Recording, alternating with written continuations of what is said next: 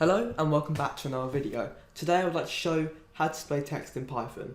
All you need for this is a Python editor. It's only one simple command, which is print then brackets, and inside the brackets type what you want. Now when you run it, it will say what you wanted to say. Thank you for watching this video and I hope you enjoyed it. If you did, consider subscribing to the channel.